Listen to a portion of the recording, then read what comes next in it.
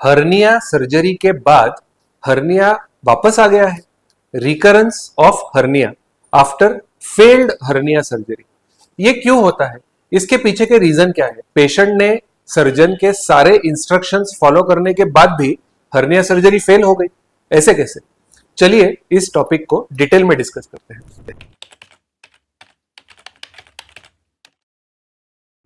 नमस्ते, मैं doctor Aditya Kulkarni, robotic and laparoscopic gastrointestinal surgeon, abdominal wall reconstruction expert. मैंने मेरे करियर में thousands of laparoscopic and robotic hernia surgeries perform किए हैं और इसमें मेरा स्पेशल एरिया ऑफ इंटरेस्ट है फेल्ड हर्निया सर्जरी, यानी कि रिकरेंट हर्निया सर्जरीज। और कई बार ओपीडी में हम इन पेशेंट्स को देखते हैं जिनके 2 बार सर्जरीज फेल हुए हैं, 3 बार सर्जरीज फेल हुए हैं और पेशेंट पूरी तरह से इस प्रॉब्लम की वजह से परेशान हो गया है। In spite of following all the instructions bar bar hernia surgery fail हो रही है।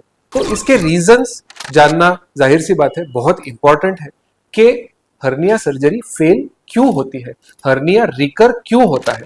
तो आज हम इस टॉपिक को डिटेल में डिस्कस करेंगे। अगर आपने हमारा चैनल फॉलो किया है या फिर आपने मेरे पुराने वीडियोस को गो थ्रू किया है तो हर्निया के बारे में हमने बहुत सारे वीडियोस रिलीज किए हैं और इसमें कुछ जनरल टॉपिक्स भी है कि जैसे कि हर्निया होता क्या है, इसकी सर्जरी किस प्रकार से की जाती है। तो बेसिकली हर्निया एक एरिया ऑफ वीकनेस है जहां से एब्डोमेन यानी कि पेट के अंदर के इंटेस्टाइन्स या फैट बाहर आ सकता है और इसकी ट्रीटमेंट होती है सर्जरी, जो कि ओपन सर्जरी, लैप्रोस्कोपिक या रोबोटिक सर्जरी के माध्यम से की जा सकती है। और इस सर्जरी में हम आर्टिफिशियल मेश यानी कि एक जाली बिठा देते हैं उस एरिया में जहां पे हर्निया क्रिएट हो गया हो। इस जाली से वो एरिया की स्ट्रेंथ बढ़ जाती है और उसका रिकरेंस का चांसेस जो है वो कम हो जाता है। तो in spite of that why the hernia surgery fails? तो सबसे पहली बात है कि इट्स नॉट नेसेसरी कि हर पेशेंट की हर्निया सर्जरी फेल हो। In fact with modern techniques of surgery like laparoscopic surgery, like robotic surgery, abdominal wall reconstruction, recurrence rates जो है वो less than 10% है, यानी कि more than 90% of the patients will have successful hernia surgery। But ये जो 10% है इसमें हर्निया फेल होने के यानी कि रिकर होने के चांसेस जो होते हैं वो मेनली 2 रीजंस की वजह से होते हैं। नंबर 1 जो पेशेंट रिलेटेड फैक्टर्स यानी कि पेशेंट या उसके हर्निया से रिलेटेड जो चीजें हैं, यानी कि इसका मतलब है कि इसका सर्जरी से कुछ लेना देना नहीं है, ये पेशेंट की बॉडी के अंदर जो फैक्टर्स है या हर्निया से रिलेटेड जो फैक्टर्स है इसकी वजह से हर्निया फेल हो गया है। अब ऐसे कौन से फैक्टर्स है? सो नंबर 1 पेशेंट का जनरल कंडीशन बहुत वीक होता। एक 80 ईयर ओल्ड पेशेंट और एक 30 year old patient with same hernia हमने ऑपरेट किया, बट 80 ईयर ओल्ड पेशेंट का हर्निया 2 साल के बाद में रिकर हो गया, वापस आया, वेरएस 30 ईयर ओल्ड पेशेंट का हर्निया वापस नहीं है। अब इसका क्या रीजन है? ऑब्वियसली जो पेशेंट 30 साल का है, यंग है, फिट है, जिम करने वाला बंदा है, उसके मसल्स की जो स्ट्रेंथ है वो ज्यादा है, जबकि 80 ईयर ओल्ड जो दादाजी है वीक से है, मसल्स की स्ट्रेंथ इतनी ज्यादा नहीं है, मसल्स वीक है, तो अगर हम मसल को जोड़ भी देते हैं तो वो सस्टेन नहीं कर पाता है, टिक नहीं पाता है, वो टाके निकल जाते हैं। तो मसल वीकनेस या general weakness is one main reason जो हर्निया सर्जरी फेल होते हैं। नंबर 2 ज्यादा मोटापा यानी कि ओबेसिटी। जितना ज्यादा वजन होता है या सर्जरी के बाद में वजन बढ़ने लगता है तो वो हर्निया का जो साइट है उसके ऊपर अंदर से दबाव आता है, अंदर से स्ट्रेस आता है, स्ट्रेन आता है और इसकी वजह से हर्निया रिपेयर जो है वो आगे जाकर फेल हो सकता है। नंबर 3 स्मोकिंग यानी कि धूम्रपान। स्मोकिंग जो है वो सबसे बड़ा रिस्क फैक्टर है कि हर्निया वापस क्यों आता है या फिर फेल क्यों होता है।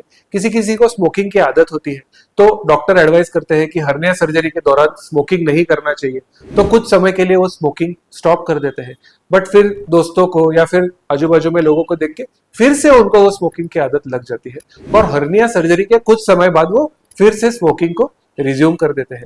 अब जो टिश्यूज की स्ट्रेंथ है वो स्मोकिंग की वजह से बहुत वीक हो जाती है और जो हीलिंग प्रोसेस है जो यूजुअली 4 to 6 मंथ्स तक वो हीलिंग प्रोसेस जारी रहती है वो सडनली स्टॉप हो जाती है अगर आप स्मोकिंग को रिज्यूम कर देते हो।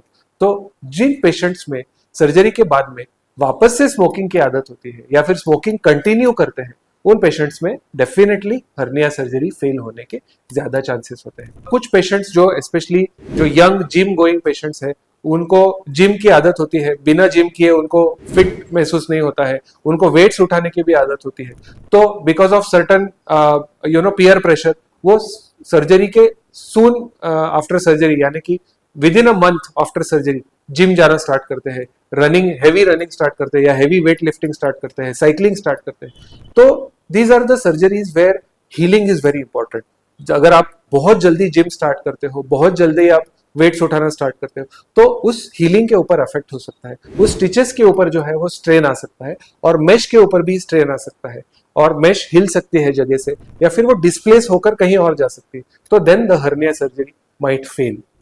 जो फीमेल पेशेंट्स होते हैं वो सर्जरी के तुरंत बाद अगर प्रेगनेंसी रखते हैं तो यूजुअली वी एडवाइस की 1 year to 2 years gap between hernia surgery and pregnancy. तो अगर बहुत जल्दी पेशेंट प्रेग्नेंट हो जाते हैं तो प्रेगनेंसी के दौरान जो एब्डोमिनल वॉल के अंदर चेंजेस आते हैं उसकी वजह से भी हर्निया सर्जरी फेल हो सकती है।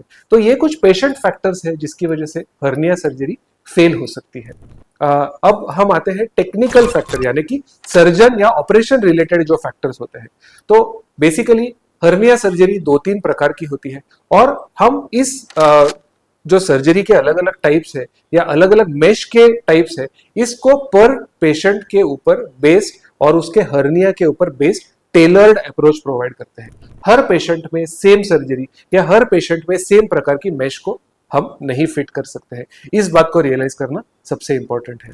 तो अगर मेश सिलेक्शन गलत हो या फिर सर्जरी सिलेक्शन गलत हो तो हर्निया वापस आ सकता है। अब इसका मतलब क्या है कि किसी किसी पेशेंट का हर्निया बहुत बड़ा होता है और ऐसे बड़े हर्निया को हम अगर सिंपल लेप्रोस्कोपिक टेक्निक से रिपेयर करने की कोशिश करें और वहां पे जाली बैठा दे तो वो जाली एक तरफ खिसक सकती है या फिर वो टाके जो है वो वापस से खुल सकते हैं और ये हर्निया वापस आ सकता है।